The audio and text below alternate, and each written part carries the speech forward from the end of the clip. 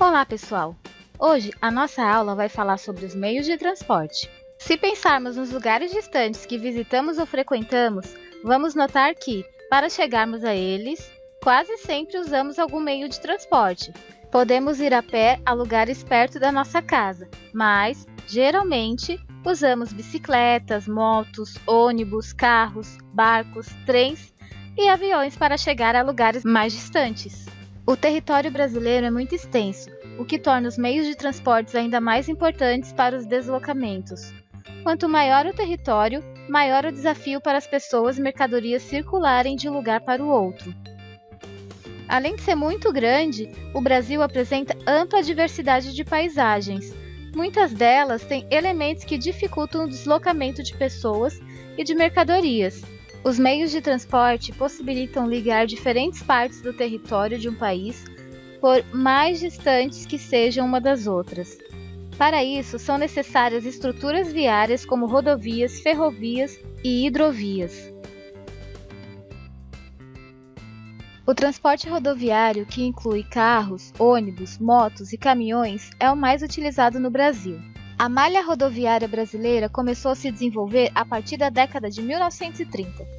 Nessa época, existia preocupação de integrar o território nacional, ligando áreas distantes do país aos principais centros econômicos. O transporte rodoviário foi, então, escolhido para proporcionar essa integração. Um problema relacionado ao transporte rodoviário é a emissão de gases poluentes que prejudicam o meio ambiente. Vamos falar um pouco sobre o transporte ferroviário. O sistema ferroviário integra poucas áreas do território brasileiro. As primeiras ferrovias foram implantadas no país na década de 1850 para transportar produtos agrícolas e minerais aos portos para exportação. Além de ser adequado às longas distâncias, o transporte ferroviário tem como vantagens a baixa emissão de poluentes e a grande capacidade de carga. Ainda no século XIX, em algumas áreas urbanas do Brasil, passaram a ser utilizados bondes, veículos movidos à eletricidade, que, assim como os trens, se movem sobre trilhos. Os bondes serviam para o transporte coletivo de pessoas. Durante o século XX, caíram em desuso e foram substituídos principalmente por ônibus. Atualmente, em diversos centros urbanos brasileiros, há outros meios de transporte sobre trilhos, como metrôs e veículos leves. Além disso, capitais como São Paulo, Rio de Janeiro, Belo Horizonte, Porto Alegre, Natal, Maceió e João Pessoa contam com os chamados trens metropolitanos que circulam dentro desses municípios e em municípios próximos.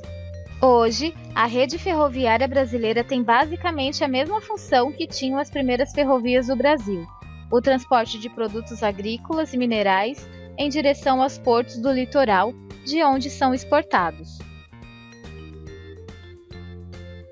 O transporte aquaviário utiliza rios, lagos e oceanos para a locomoção de pessoas e de mercadorias.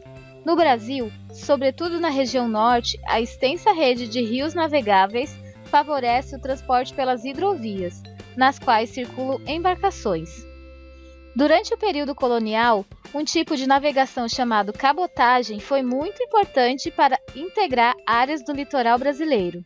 Até hoje, o Brasil faz transporte de cargas por cabotagem. Os veículos de transporte aéreo mais utilizados no mundo são os aviões e os helicópteros. As vantagens desse tipo de transporte é percorrer longas distâncias em pouco tempo. No Brasil, os aviões transportam muitas pessoas e cargas, mas essa opção não está disponível a todos. Na maioria dos municípios não há aeroportos, e o custo das passagens pode ser alto. O uso do avião como meio de transporte de passageiros só se popularizou a partir da Segunda Guerra da metade do século XX. Além disso, as pessoas que desejassem viajar longas distâncias precisavam usar trens ou navios que atravessassem os oceanos. Os deslocamentos que podiam levar muitos dias passaram a ser realizados em apenas algumas horas com o uso de aviões. Muitas cargas também são transportadas em aviões, permitindo que cheguem a seu destino com muito mais rapidez. E por hoje é só. Até a próxima aula!